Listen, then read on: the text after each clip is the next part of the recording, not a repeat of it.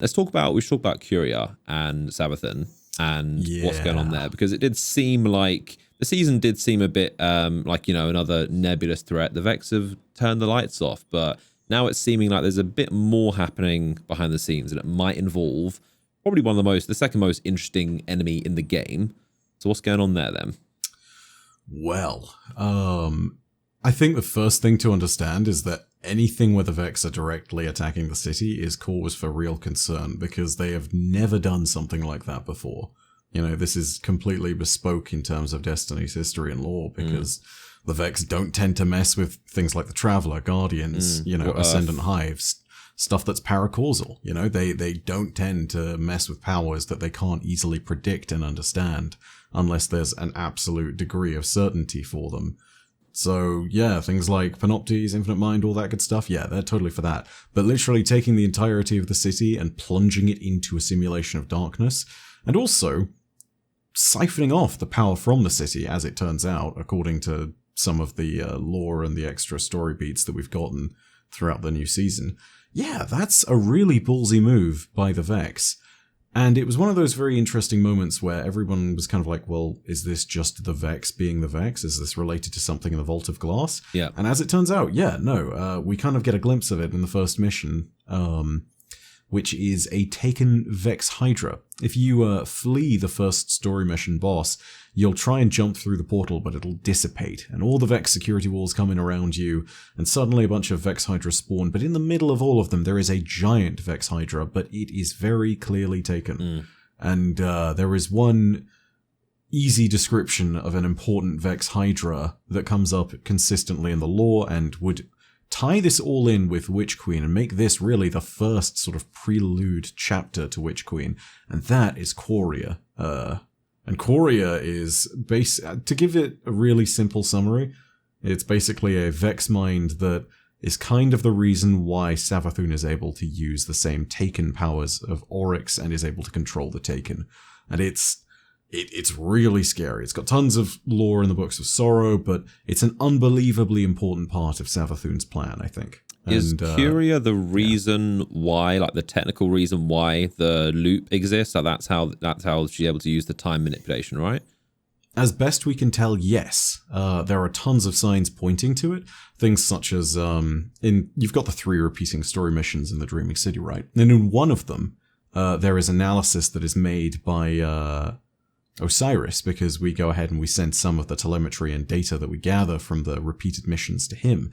And one of the responses that Ghost feeds to us from Osiris is that the simulation in the Dreaming City, the 3-week cycle, is so accurate, and everybody repeats their actions so perfectly that it almost can only be compared to a Vex simulation.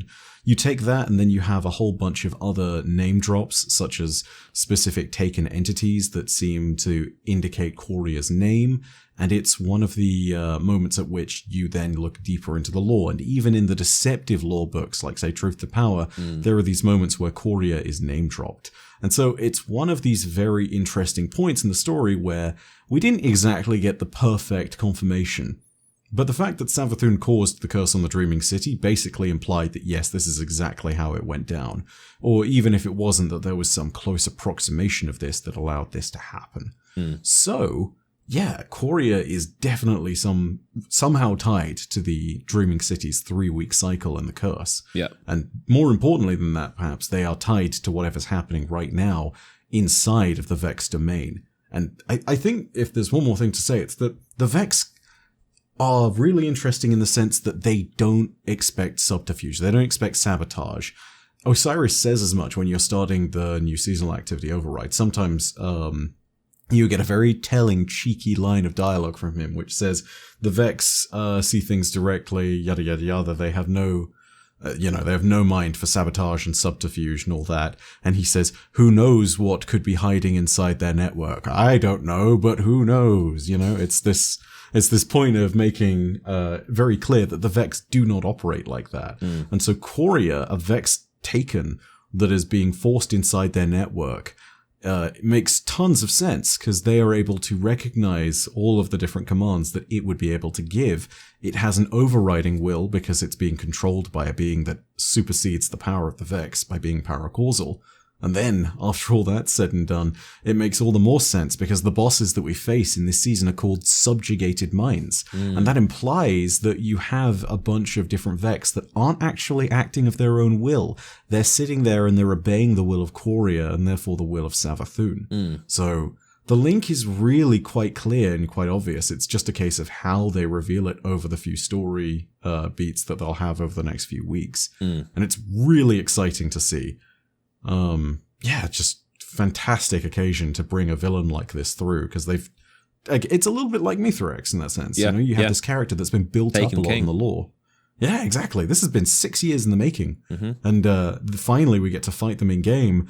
And it's going to be a really huge moment, I think. A moment when we actually get to see and hopefully get a really great story moment with one of these big villains that is kind of key to Savathun.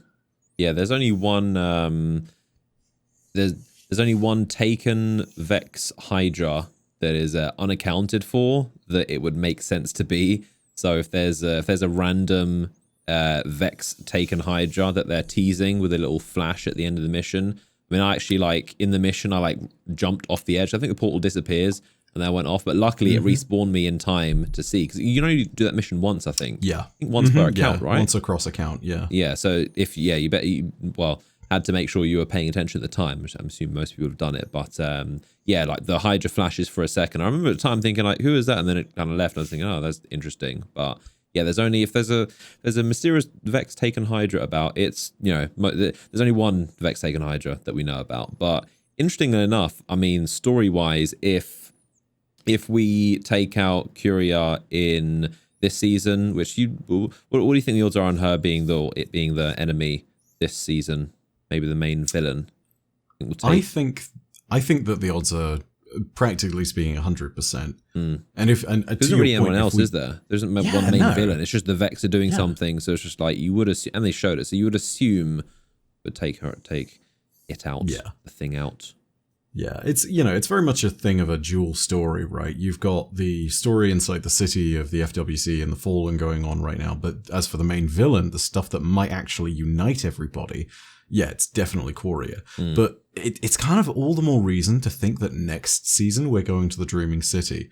Because when you sit there and look at it, if we destroy Coria, we then have this really sudden moment where the Dreaming City is in kind of a big deal of jeopardy because you don't know how that curse is then going to play out. Yeah. There is the potential that Coria has been constantly overseeing, or at least the Medusa part of Coria, if we're to believe Truth to Power, but don't trust it, might have been overseeing the 3-week curse and stopping it from getting any worse by resetting it perfectly every time.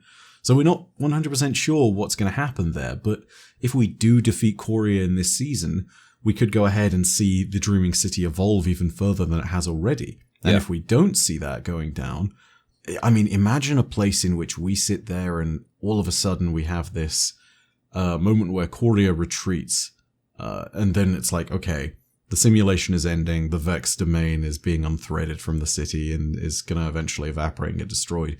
But now we need to chase this beast, That becomes a part of a really fantastic seasonal story beat over 2 seasons that can then link together into Witch Queen itself.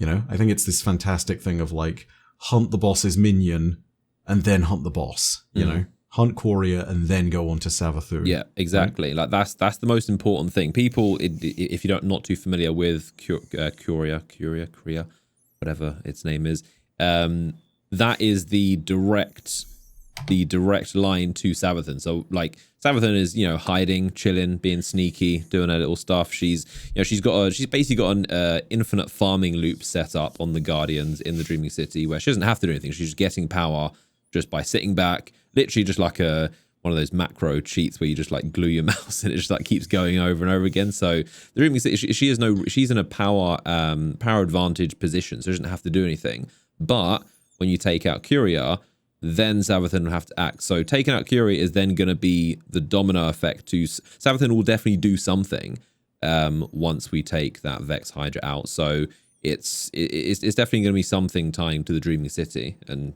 most likely Savathun. But obviously you would assume we're not going to see or hear much of Savathun until the Witch Queen expansion, which is still a year away.